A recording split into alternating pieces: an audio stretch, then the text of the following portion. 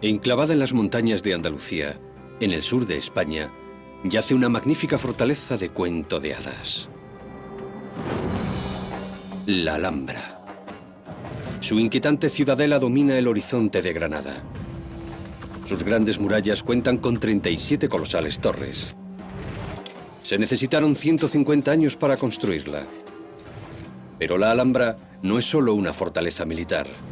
Es también un palacio con exquisitos patios, un sangriento escenario de mortales intrigas y el monumento a la ingeniería musulmana más famoso del mundo occidental.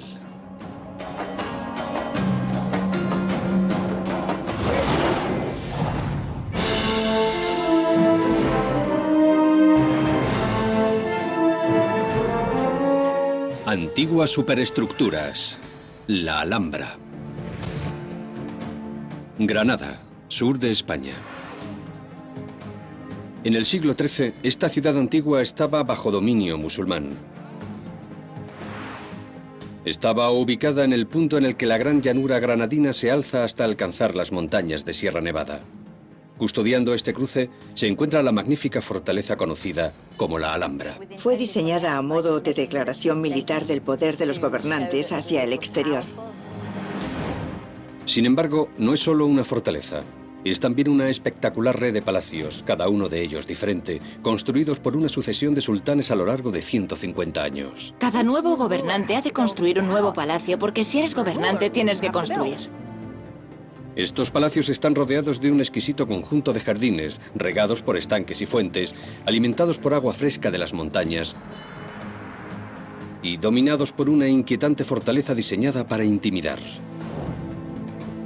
A pesar de estas hermosas bravatas, la Alhambra no es un monumento triunfalista. Fue fruto del miedo. Año 1238 después de Cristo. El mundo musulmán lleva siendo atacado por los cruzados cristianos durante más de un siglo. El imperio musulmán, que lleva establecido 500 años en la península, retrocede ante la presión de los nuevos reinos del norte. La tendencia general era que las fuerzas cristianas empujaran hacia el sur. A principios del siglo XIII, el poder musulmán atraviesa un periodo de grave crisis. Para la doctora Amira Bennison, se trata de un punto de inflexión en la historia de la España musulmana. Se enfrentaron a la presión de Castilla y, posteriormente, de Aragón, en lo que hoy sería el este de España. El imperio se desmoronó, y es en este periodo en el que vemos a señores locales como Mohamed I, de la dinastía nazarí, comenzar a hacerse un hueco. Poco se sabe de Mohamed Ben Nazar antes de que entrara en Granada. Era solo uno de los muchos sultanes menores que combatían por los pedacitos del menguante imperio musulmán. Cuando Castilla avanzó sobre sus territorios del norte, él se dirigió al sur y se hizo con Granada en circunstancias envueltas en un velo de misterio. Fue un oportunista, por así decirlo, un emprendedor que aprovechó al máximo la coyuntura política de la época para intentar asegurarse la lealtad de varias ciudades, incluida Granada. Una vez allí, Mohamed asciende los escalones de madera que coronan Granada en busca de una ubicación para una fortaleza en la que pueda proteger a su familia, los nazaríes, del avance cristiano. Oye hablar de un fuerte construido 100 años antes por una dinastía anterior y asciende a la colina para investigar. Ante él yace el viejo castillo árabe en el cerro de la Sabica, flanqueado por las montañas de Sierra Nevada. Es el emplazamiento perfecto para una fortaleza. En su mente puede verla ascender ante él.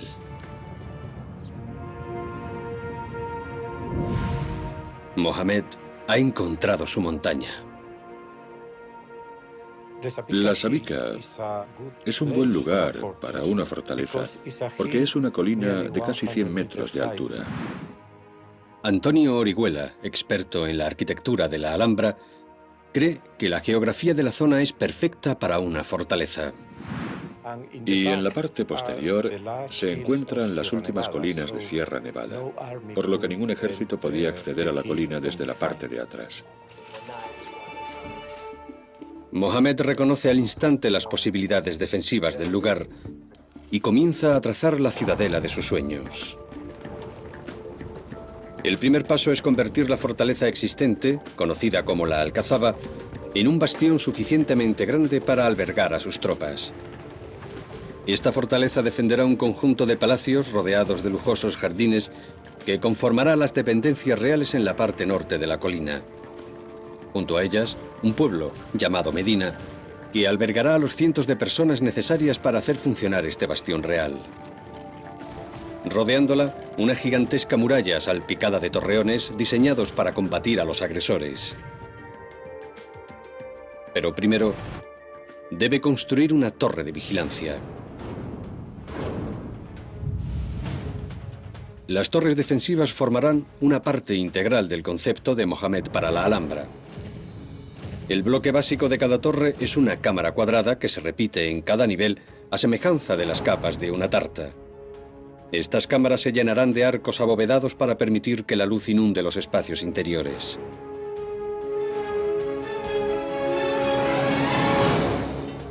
La primera torre que erigirá Mohamed será la Torre de la Vela, que servirá de reloj a los habitantes del lugar. Este inquietante gigante es lo más grande que Granada ha visto jamás. Y envía un mensaje tanto a musulmanes como a cristianos. Era una declaración para el pueblo de Granada. Los soberanos nazaríes intentaban decir: podemos defenderos, pero recordad que somos vuestros gobernantes. Somos poderosos y vosotros sois nuestros súbditos. Esta torre de vigilancia debe ser, por tanto, suficientemente sólida para resistir cualquier ataque mientras se construye el resto de la Alhambra. Para ello, Mohamed quiere que se encuentre en el extremo oeste de la Sabica, donde servirá de puntal de su nueva fortaleza. Aquí, dominando la llanura granadina, estará rodeada de empinadas pendientes por los tres lados, que la protegerán de posibles ataques. Construir una enorme torre sobre un precipicio utilizando únicamente herramientas primitivas no será fácil. Pero la solución a sus problemas yace justo debajo de sus pies. La fortaleza se está construyendo prácticamente sobre un barranco, ideal para su defensa. Un gigantesco corte en esta abrupta pendiente revela la increíble sustancia que hizo posible la Alhambra. Debajo de la Torre de la Vela, el ingeniero de caminos Ed McCann investiga una veta de esta roca roja. Uno de los secretos de la construcción de ese lugar es este material. Es el famoso conglomerado de la Alhambra, una mezcla de arcilla, arena y piedra. Si coges un puñado de este material y lo mojas, la arcilla comienza a pegarse, de tal modo que es posible moldearlo. Así que utilizaron esto para hacer eso. De este modo, los obreros disponen in situ de una fuente accesible de materiales que les permitirá acelerar las obras y mantenerse cerca de la fortaleza que están construyendo. Su color da asimismo nombre a este bastión, la Madinat al-Hamra, que significa ciudad roja. Este increíble antecesor del cemento permite a los obreros colocar una sólida base de hormigón para la gran torre de vigilancia sin necesidad de extraer y transportar enormes cantidades de piedra. Sin embargo, el diseño del edificio presenta un grave defecto. El núcleo de la torre se sustenta sobre hileras de arcos que han de soportar todo el peso de la construcción. En mitad de las obras, los trabajadores se dan cuenta de que los arcos no son suficientemente sólidos para soportar la carga. La primera torre de Mohamed podría derrumbarse en cualquier momento. Como medio adicional de soporte, rellenan la parte del sótano para proporcionar a la torre unos cimientos más resistentes. Pero estas reparaciones precipitadas no logran resolver el problema. La fortaleza de Mohamed corre el peligro de venirse abajo.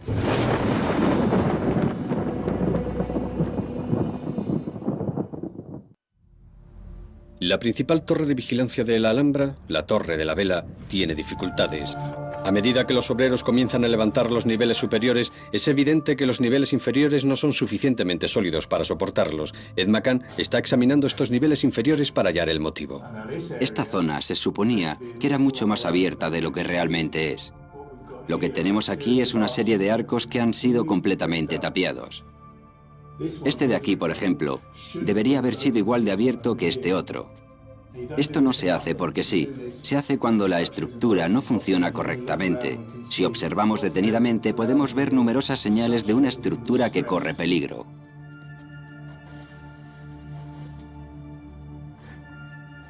Aquí lo vemos. Lo que tenemos aquí es una grieta estructural considerable que recorre toda la pared desde la parte superior hasta el suelo. Es una grieta en la que literalmente puedes introducir la mano. Nos muestra que esta pared de aquí se ha separado físicamente de esta otra, lo que ha dado lugar a esta grieta. La cuestión es, ¿qué empujó a esta pared? El peso de la torre está aplastando los arcos que la sustentan, deformándolos y agrietando sus paredes. Lo que hicieron al ver aparecer las grietas es tapiar la zona situada debajo del arco y convertirla en una pared, de tal modo que todas las fuerzas actúan en línea recta. Los obreros de Mohamed tapiaron los arcos para obtener el soporte crítico que necesitaban, pero el interior de la torre ya no guardaba ningún parecido con el diseño original. La visión del sultán de espacios arqueados con interacción de luces y sombras ha desaparecido por completo. En su lugar, yace un brutal monumento a las necesidades de la época. Dichas necesidades eran defensivas. La gran torre de vigilancia de Mohamed da a las llanuras de Sierra Nevada, con las colinas del reino a lo lejos en el horizonte. La torre de vigilancia dominó una vez vastas tierras de labranza, cubiertas hoy en día por una ciudad moderna. Esta es la ubicación ideal para construir el corazón de una gran red de inteligencia que proteja el reino de Mohamed. Y el sultán necesita esta red. Para 1245, tan solo 7 años después de que se hiciera con Granada, Mohamed ya ha perdido sus territorios del norte ante el avance cristiano y su ejército es demasiado reducido como para recuperarlos. No se trata de un hombre que sobreviva apoyado en su poderío militar. Esos días son cosa del pasado. Sobrevive gracias a la información y a sus relaciones. Como bien sabe la profesora Didi Fairchild Ruggles, la existencia de la Alhambra depende por completo de una buena inteligencia. Necesita información. Necesita saber cuándo se acercan sus enemigos y qué es lo que sucede. Para reunir esta información, Mohamed instala una red de torres de señalización diseñada para avisarle del avance cristiano. Esta red fuerte recibía el nombre de talias. Formaban parte de un vasto sistema de recogida de información que captaba inteligencia de las gentes que pasaban por la zona y que proporcionaba los primeros avisos sobre los movimientos de las tropas cristianas. Las señales que advertían de ataques inminentes se transmitían desde lo alto de la torre mediante espejos especiales, humo o fuego.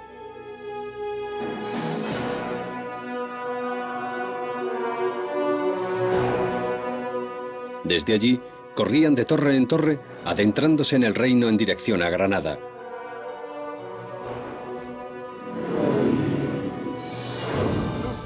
Hasta llegar a la azotea de la torre de vigilancia de la Alhambra, donde avisaban al sultán de la inminencia del ataque. En 1246, mensajes de sus torres de señalización avisan a Mohamed de que el rey cristiano Fernando III de Castilla ha tomado Jaén, 66 kilómetros al norte de Granada. Es un duro golpe. Mohamed se da cuenta de que no puede detener el avance castellano. Necesita más tiempo para completar su fortaleza. Así que llega a un acuerdo con Fernando. A cambio de garantías de su propia autonomía, Mohamed no solo renuncia a Jaén, sino que ayuda a Fernando a tomar Sevilla. Es una jugada inteligente, pero también un reconocimiento de su debilidad. Mucha gente se escandalizó de que hubiese abandonado Jaén. Su objetivo era proteger la ciudad de Granada y estimó que este era el precio que había que pagar para proteger el enclave que había creado. Mohamed es consciente de que la precaria tregua podría fracasar en cualquier momento. Quiere cerciorarse lo antes posible de que su ciudadela es segura. Para ello, debe finalizar la fortaleza de la Alcazaba, que albergará a las tropas que custodiarán la Alhambra. El plan es construir un castillo triangular asegurado con 3 torres. Desde aquí, una torre de entrada en la parte posterior permitirá acceder al resto de la Alhambra. Usando el conglomerado natural de la Alhambra, los obreros utilizan moldes para levantar las murallas de 3 metros de grosor. La clave del conglomerado es la facilidad con la que permite construir. Esta muralla muestra exactamente cómo lo hicieron. En esencia, lo que haces es fabricar tu propio molde. Tenemos 2 grandes paneles unidos entre sí mediante una serie de postes de madera. Aquí podemos apreciar dónde irían los postes. Colocas los postes, insertas los paneles de madera, los unes y viertes el conglomerado y un poco de agua. Lo aplastas mediante golpes, haciendo que se junten las partículas del conglomerado en una mezcla realmente homogénea parecida al hormigón. Dejan que se seque la capa, para posteriormente subirse sobre ella y repetir el proceso. Pero los ingenieros saben que este método de construcción tiene un importante inconveniente. El agua y el viento desgastan este material. Aquí vemos una superficie erosionada que ha perdido su solidez a lo largo de los años. Para evitar que sucediera, lo que hicieron fue aplicar un estuco de cal y arena, que es el acabado que tenemos aquí. Así que se trata básicamente de arena mezclada con cal y un poco de agua, aplicada como si fuese yeso. Es una solución mucho mejor contra el agua, así el trabajo ya estaría acabado. De este modo, las murallas y los edificios que componían la alcazaba podían erigirse de forma rápida y eficaz bajo la sombra defensiva de la Torre de la Vela. Desde lo alto de esta torre, aún se puede ver la planta de los edificios que otrora llenaron la alcazaba. Este próspero pueblo en miniatura albergaba a las tropas que protegían al sultán y a las gentes que se ocupaban de él. La calle central del corazón de la alcazaba tenía 5 almacenes y 13 casas privadas. Una curtiduría, hornos, bodegas y una panadería para satisfacer las necesidades de sus habitantes. La alcazaba está repleta de vida. Sobre ella se alzan las grandes torres defensivas que dominan la fortaleza.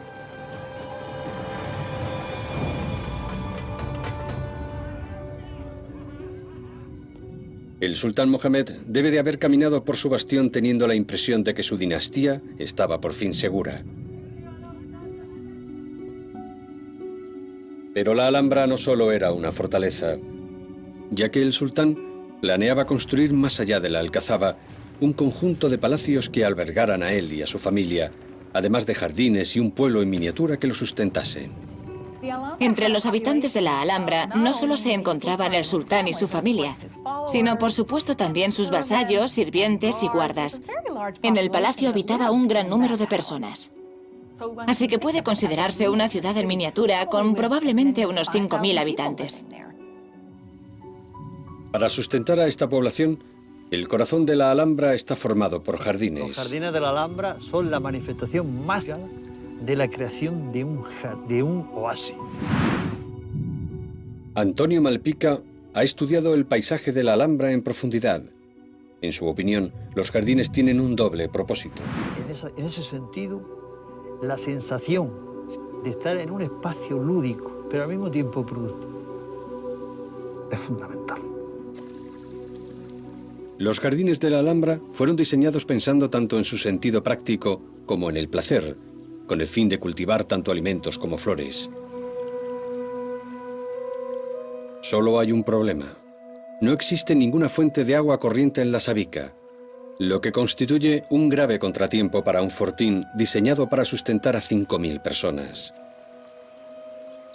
La fuente de agua más cercana es el río que fluye justo al norte de su emplazamiento, pero este presenta un grave inconveniente. Por supuesto, si hubiesen estado aquí en el siglo XIII, el río Darro habría tenido más o menos el mismo aspecto de hoy en día, un pequeño arroyo rumoroso que se abre paso a través de Granada. El problema básico de Mohamed es que el agua está aquí abajo y él la necesitaba allí arriba. Para hacer viable la Alhambra, sus constructores deben desviar todo un río hasta lo alto de la montaña de Mohamed.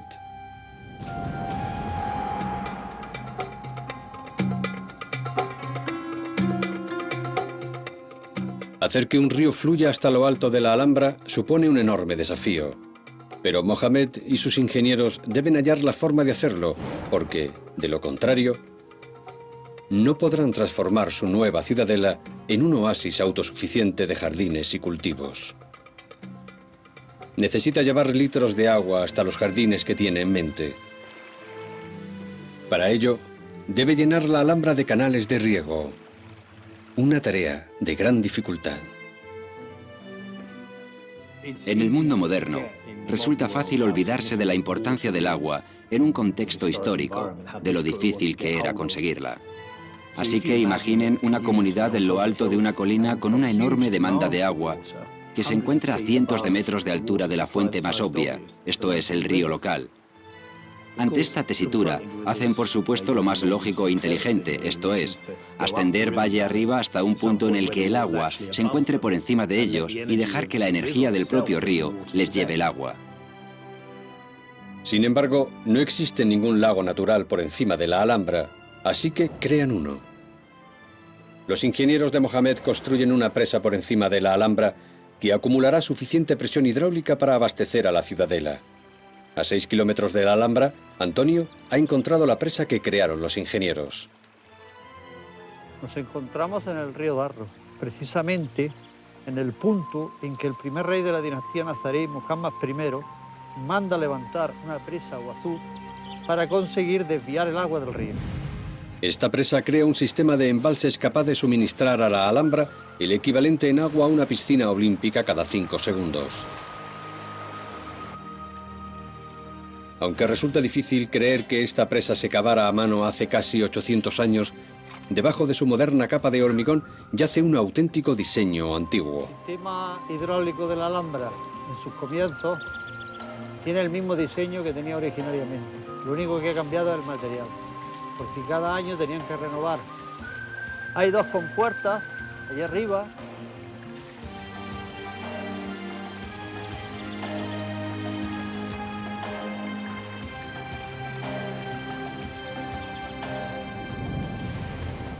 El agua procedente de este embalse fluye por un canal revestido de ladrillos conocido como acequia por los musulmanes. Este canal abastece en última instancia la Alhambra. Pero desviar el río Darro es solo el comienzo de un colosal proyecto. Los obreros del canal todavía deberán superar un gran obstáculo. La conduce por la orilla derecha. El embalse se encuentra en un valle situado entre 3 colinas.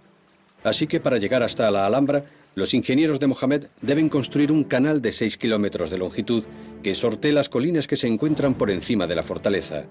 Este canal debe transportar el equivalente diario a 7.000 piscinas olímpicas para sustentar a la creciente población de la Alhambra, algo que solo será posible si el agua fluye colina abajo con una pendiente constante. Pero ¿cómo lo lograrán con una colina en su camino? Su solución es audaz. En lugar de sortear la colina por la superficie, deciden atravesarla.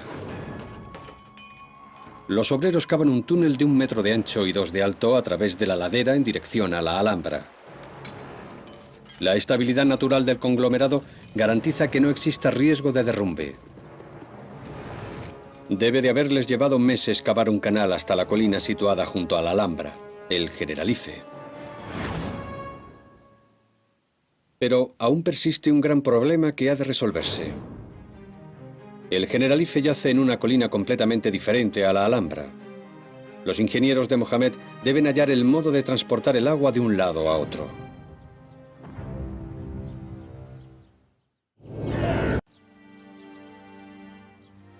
Para llevar el agua de la colina del Generalife junto a la Alhambra hasta la propia Alhambra, los ingenieros de Mohamed deben cruzar el vacío de 15 metros que separan ambas colinas. ¿La solución? Un acueducto. Y aquí es donde el agua del río Darro llega a la Alhambra. Cruza por aquí y antiguamente solía recorrer la acequia real, que era un canal que la transportaba hasta el corazón de la Alhambra. La acequia real constituía la fuente de vida de la ciudadela. Desde ella, el agua fluía a toda la Alhambra. Proporcionaba agua corriente al pueblo y abastecía a la multitud de ornamentos acuáticos de los jardines de los sultanes. Estos jardines estaban diseñados para simbolizar el reino de Granada, del que los sultanes eran gobernantes. Los jardines tenían asimismo una función práctica. Estaban diseñados para crear un oasis en medio del calor del sol granadino. El Islam tuvo su origen en el desierto, en un entorno en el que el agua escaseaba. De ahí que la capacidad para proporcionar agua y hacer que ésta fluya es por lógica algo extremadamente deseable. De hecho, es más que deseable. Es de crucial importancia. El agua en movimiento es muy importante desde la óptica musulmana, ya que es necesaria para celebrar los ritos de ablución. Observarán que en la Alhambra el agua rara vez está completamente en calma. Incluso en los estanques el agua fluye constantemente entrando y saliendo de los mismos, algo que es muy importante en términos de pureza ritual. Así, para preservar la pureza del agua, los ingenieros de Mohammed deben crear un sistema que impida que se acumulen sedimentos en los canales. Su ingeniosa solución puede verse a lo largo y ancho de la Alhambra. Piletas poco profundas que ralentizan el flujo de agua. El agua baja a toda velocidad por el canal, transportando los materiales, y llega a una zona amplia y profunda, donde se frena de inmediato de tal modo que el cieno y la arena se depositen en el fondo. De este modo, el agua de los jardines de la Alhambra se mantendrá constantemente fresca. Pero demasiada agua también puede traer problemas. Si el sistema se sobrecarga, el agua puede retroceder hasta bloquear el canal y dejar así de fluir con libertad. Para evitar que esto suceda, los ingenieros de Mohammed deciden instalar una válvula de seguridad. Cualquier exceso de agua que pueda sobrecargar la acequia se encauza a través de un canal secundario que la desvía a un sistema de rebose construido en las murallas. Y aquí es por donde sale. El agua entra en la Alhambra, baja por un conducto hasta esta cascada y desciende por este canal hasta unirse de nuevo con el río Darro. Puede que los ingenieros hayan resuelto con ingenio el problema del exceso de agua, pero no tienen control alguno sobre la escasez. Pronto se hará patente que durante las estaciones secas, la Alhambra podría agotar sus reservas de agua. La solución a este problema yace en lo alto del Generalife, un enorme conjunto de albercas. Estos depósitos se encuentran en terrenos elevados, de tal modo que la gravedad garantiza un flujo de agua constante para los jardines.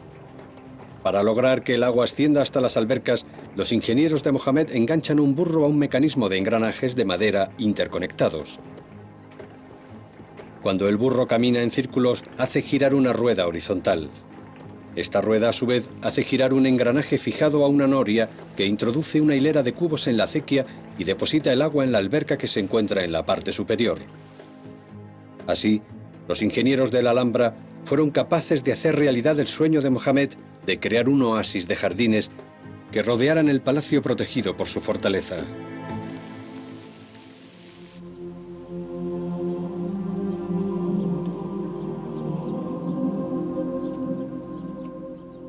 Sin embargo, Mohammed no verá su sueño llegar a buen puerto.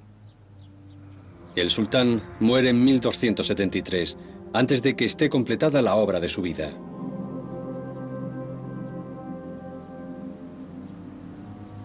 Tras él, deja un gran proyecto sin acabar.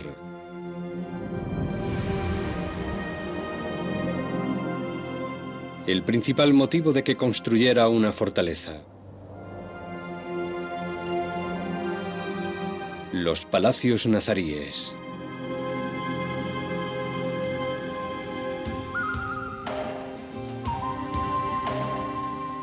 Este es el corazón de la Alhambra. En los 100 años que siguieron a la muerte de Mohammed ben Nazar, sus sucesores completaron la gran muralla que cercaba la ciudadela y comenzaron a construir el complejo de palacios que albergaría a su dinastía. Los palacios construidos uno tras otro por una sucesión de sultanes son únicos. Cada gobernante tendía a construir un nuevo palacio o al menos a renovar palacios ya existentes para dejar su impronta. Así que tenemos una secuencia de diferentes edificios que de forma gradual van llenando el espacio y crean toda una red de palacios dentro del propio complejo de la Alhambra. Juntos, estos palacios forman uno de los complejos todavía en pie más impresionantes de Europa. Y para protegerlos es para lo que se diseñó la Alhambra. Sin embargo, hay un palacio en concreto diseñado no solo para proteger, sino también para intimidar. Año 1333, un siglo después de su construcción, Yusuf I accede al trono de la Alhambra. Yusuf hereda el manto de sultán en un punto clave del conflicto con los cristianos de Castilla, que ocupan gran parte de la península. El reinado de Yusuf I a principios del siglo XIV viene a ser el primer momento clave del reino. Yusuf I se alía con la dinastía de los benimerines del norte de África y parece mantener su poderío frente a los reinos cristianos del norte. Junto con sus nuevos aliados, los benimerines, Yusuf lanza un ataque en territorio castellano en un intento por recuperar parte de las tierras que sus antepasados habían perdido. Sin embargo, la supremacía de Granada fue efímera. Tan solo 7 años después, el rey Alfonso XI de Castilla venció a los musulmanes en la batalla del Salado y expulsó a los benimerines para siempre de la península. He aquí una posible explicación a la última acción del reinado de Yusuf: construir la torre defensiva más grande en la muralla norte, la Torre de Comares. Esta enorme torre, que se eleva hasta los 45 metros de altura, forma el eje central del nuevo palacio que Yusuf decide construir.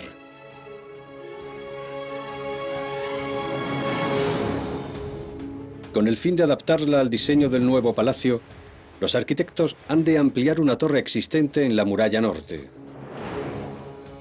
Trasladan la pasarela de vigilancia hacia el norte, hasta una nueva muralla, y amplían la torre otros 12 metros hacia el exterior. Pero Yusuf no solo piensa en la defensa, sino también en su imagen. Su torre está diseñada a modo de declaración.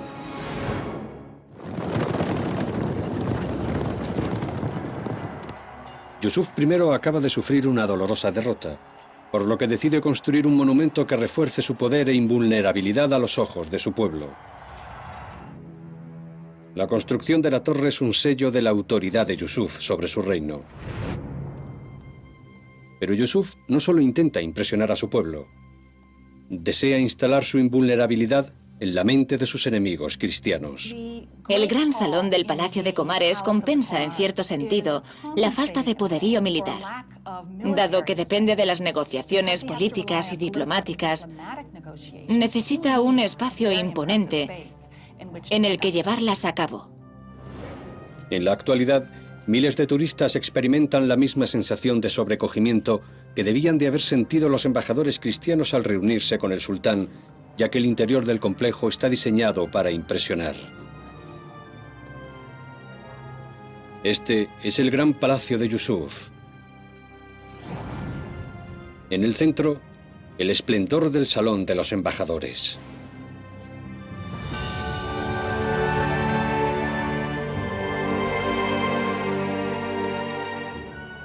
Todo en esta sobrecogedora estancia está diseñado para impresionar.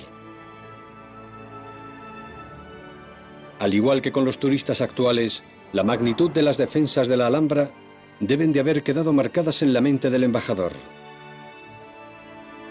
Todo el conjunto está calculado para transmitir una sensación de invencibilidad suprema. El complejo trabajo de estucado contiene repetidas alabanzas en árabe a Alá. La más repetida es la máxima de los nazaríes, esto es, no hay más conquistador que Dios, la cual se puede ver una y otra vez. El maravilloso techo, situado a 25 metros de altura, contiene más de 8.000 piezas de cedro, pintadas para asemejarse a los 7 cielos del Islam. La Torre de Comares es un microcosmos del universo controlado por el sultán. En cierto sentido, el sultán tiene el control del universo, lo cual es una declaración bastante osada de su parte. He aquí el principal desafío al que se enfrentaron los arquitectos de Yusuf.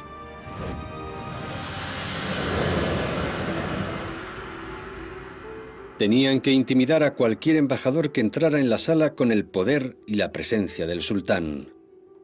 Para ello, necesitaban centrar toda la atención de la sala en el trono del sultán. Es una asombrosa manipulación del espacio para enfatizar el hecho de que Yusuf I es un gobernante de importancia y poder que tiene el control de su reino. Para ello, los arquitectos de la Alhambra solo pueden recurrir a una cosa: las matemáticas. Cuando el mundo clásico se derrumbó, los conocimientos matemáticos utilizados para construir los grandes monumentos de Grecia y Roma fueron recogidos por los estudiosos musulmanes, quienes los transmitieron a través de las casas de la sabiduría musulmanas hasta los tiempos de la Alhambra. Todos los conocimientos de los griegos y posteriormente de los romanos están integrados en las matemáticas islámicas. No las rechazan porque no amenazan su religión. Así que no solo heredan este legado clásico de las matemáticas, sino que lo mejoran. Los arquitectos hispano-musulmanes utilizaban una unidad de medida heredada de la arquitectura clásica llamada codo árabe de Omar. Esta unidad de medida, que equivalía a 62 centímetros, es en la que se basa prácticamente todo el conjunto de la Alhambra. Para crear un espacio que sobrecogiera a los visitantes con la importancia de su sultán, los arquitectos de Yusuf diseñaron una planta de 18 codos cuadrados. Dividieron la sala a lo largo de sus ejes horizontal y diagonal. Posteriormente utilizaron cuerda y lápiz para trazar 4 arcos de 90 grados de pared a pared. Trazaron una línea recta entre los extremos de estos arcos para crear un octágono que, a su vez, permitió crear un cuadrado más grande situado en diagonal con respecto al original y que marca la ubicación de las ventanas centrales de la entrada. Los triángulos equiláteros trazados desde el centro de las paredes crean estas ventanas de anchura perfectamente proporcional.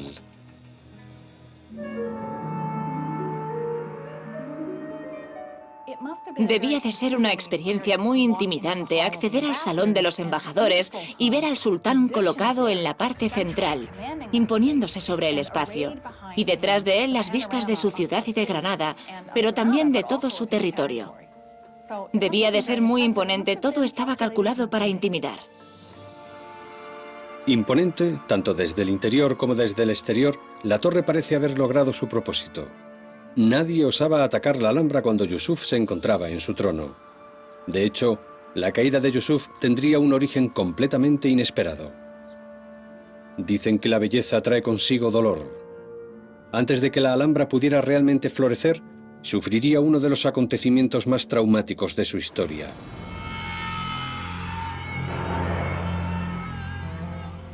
El 19 de octubre de 1354, más de un siglo después de la construcción de la Alhambra, Yusuf I se prepara para sus oraciones diarias. Mientras reza, es atacado por un esclavo trastornado que lo apuñala.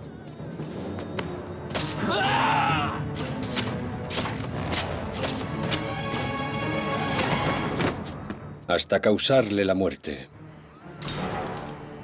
Yusuf tenía solo 36 años. Sin embargo, su muerte allana el terreno para que su heredero Mohamed V cree el que se convertiría en el monumento más hermoso de la Alhambra. Tras solo 5 años de reinado, una facción de su corte intenta asesinar al nuevo sultán.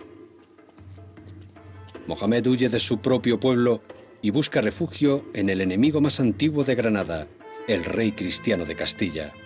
A pesar de su apodo, Pedro el Cruel ayuda a Mohamed a recuperar su trono. No hay duda de que Pedro el Cruel y Mohamed V tenían una amistad basada en sus mutuos intereses intelectuales y artísticos. Uno puede imaginar que estos dos hombres tenían una verdadera amistad más allá de la política de la época. Creo que esto subraya el hecho de que no deberíamos pensar en la relación entre cristianos y musulmanes como una disputa continua. Su amistad con Mohamed cambió la Alhambra para siempre. Al igual que muchos reyes españoles, la belleza de la arquitectura musulmana causó gran impresión en Pedro. Así que cuando decidió construir un nuevo palacio en Sevilla, lo hizo siguiendo el patrón musulmán. Finalmente, Mohamed vuelve a Granada y recupera su trono, tras pasar varios años en compañía de otro gran aficionado a la arquitectura. Trae consigo hasta Granada muchas de las ideas desarrolladas en Sevilla. Esto es muy interesante porque implica que el edificio que consideramos referente de la arquitectura islámica en España tiene una deuda con un palacio cristiano de Sevilla.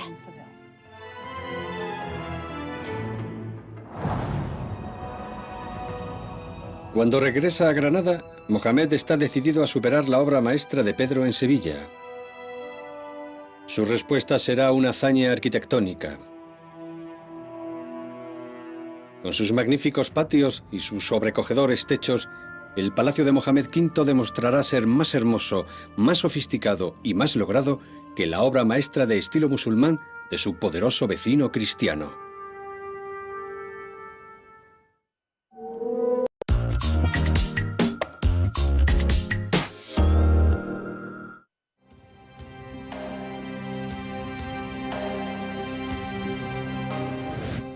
Bajo el reinado de Mohamed V, la tradicional rivalidad entre Granada y Castilla toma un curso radicalmente distinto. Gracias a su amistad con Pedro de Castilla, la confrontación militar se transforma en una competición artística. Mohamed encarga la construcción del Palacio y el Patio de los Leones, que intenta emular y superar la belleza del Palacio sevillano de Pedro.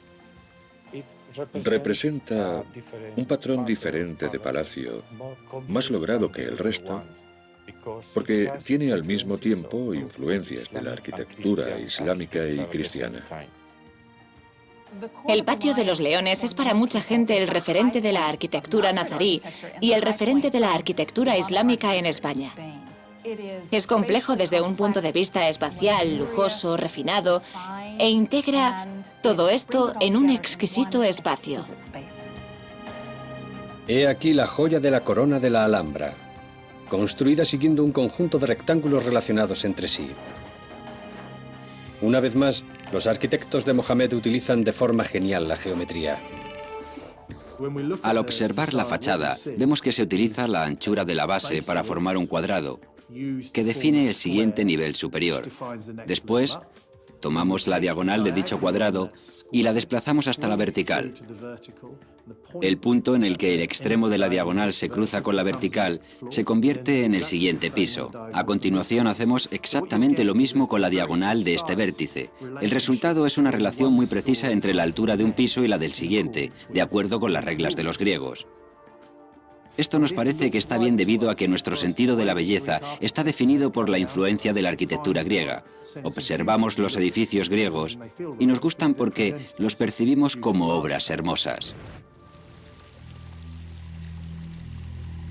A pesar de estas influencias occidentales, el Palacio de los Leones sigue siendo un edificio eminentemente oriental. Cuando lo observamos hoy en día, no vemos cómo era en realidad. Los 4 cuadrantes que rodean la fuente central eran parterres hundidos. Los parterres estaban rodeados de los salones de las mujeres del sultán, que dominaban el jardín central. La gente que se sentaba en cojines o alfombras en los extremos del patio únicamente podía ver la parte superior de los árboles y arbustos. Estas salas contienen el tesoro más espectacular del palacio, una exquisita forma de decoración conocida como mocárabes. Es completamente único en el Islam. Es difícil explicar de dónde procede. Es incluso difícil entenderlo cuando lo observas. Es tan deslumbrante que confunde los sentidos. Tienes la sensación de que es etéreo, de que casi no está allí. Casi parece que se mueve según lo miras debido a la interacción de la luz y la sombra en estos pequeños elementos similares a estalactitas. De nuevo, son las matemáticas las que crean esta sorprendente complejidad. El patrón posee una geometría exacta que utiliza triángulos y bloques rectangulares para crear estos efectos. La variedad de cortes del enlucido crea diferentes formas geométricas, llamadas adarajas, que se fijan a la pared del edificio mediante arcilla, listas para pintarse. El enlucido es muy complejo, no solo debido al constante juego de lo sólido y lo vacío, sino también por su color original. Eran de un rojo y un azul muy vivos, por lo que debía de ser una experiencia vibrante. Los pintores utilizaron pigmentos exóticos, entre ellos la azurita azul, extraída del lapislázuli de Afganistán, que costaba tanto como el oro. Es como si se hubiesen modificado por completo las reglas de la existencia, ya que en lo alto se encuentra esta bóveda que no puedes comprender. No es posible comprender cuáles son las dimensiones del espacio. No hay un punto fijo en el que poder centrar la mirada. Es una extraordinaria experiencia sensorial.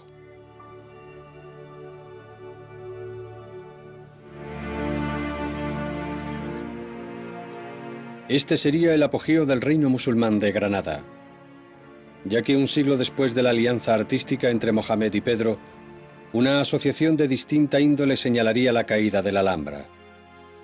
En 1469, los reinos cristianos de Castilla y Aragón se unieron bajo Fernando e Isabel. Esta histórica alianza creó el Reino de España y marcó una nueva fase, más brutal, en la política cristiana hacia Granada. La guerra que iniciaron se convirtió en una incesante cruzada.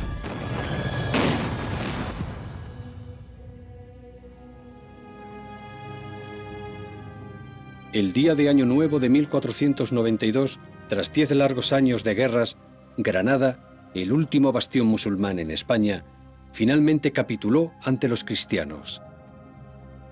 Entre los testigos de la rendición en el campamento español se encontraba un capitán de barco que buscaba el patrocinio real para un viaje de descubrimiento del Nuevo Mundo. Su nombre, Cristóbal Colón.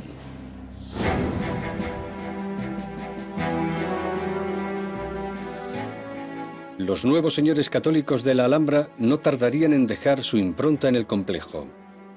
En el centro de la fortaleza, el rey Carlos V comenzó la construcción de un enorme palacio achaparrado con un patio interior circular. El edificio crea un marcado contraste con la arquitectura de sus predecesores nazaríes. Sin embargo, nada puede restarle méritos a su exquisita belleza. En comparación con los fríos y húmedos palacios de piedra de Europa, la Alhambra es otro mundo. No es extraño que quisieran conquistarla. Era totalmente hermosa y distinta de cualquier cosa que existiera en Europa en esa época. Primero fue una fortaleza, después un palacio, y ahora es un lugar de asombro para turistas de todo el mundo. La Alhambra sigue siendo hoy en día un testamento de la genialidad y la belleza del arte y el diseño musulmán.